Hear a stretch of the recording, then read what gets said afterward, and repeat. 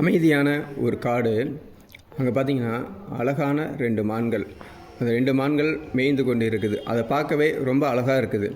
அந்த நேரம் பார்த்து அந்த பக்கமாக ஒரு சிறுத்தை நடந்து வந்துக்கிட்டு இருக்குது.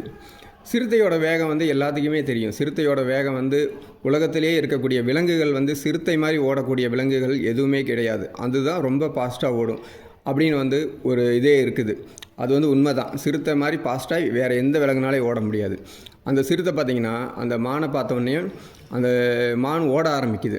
மான் ஓட ஆரம்பிக்கும் போது பார்த்திங்கன்னா அந்த மான் ஓடிக்கிட்டே இருக்குது. சிறுத்தை துரத்திக்கிட்டே இருக்குது. அப்போ பார்த்தீங்கன்னா அந்த மான் கொஞ்சம் தூரம் ரொம்ப தூரம் ஓடிடுச்சு. ஓடினோடனே அந்த சிறுத்தை நின்றுச்சு.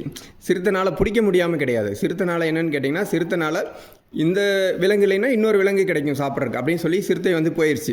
ஆனால் மான் அதோட இடத்துக்கு சேஃப்டியாக போயிடுச்சு. அந்த மான் பார்த்திங்கன்னா எவ்வளோ முயற்சி பண்ணி எவ்வளோ வேகமாக ஓடி தப்பிச்சிருக்குது அப்படிங்கிறது தான் இந்த ஸ்டோரி.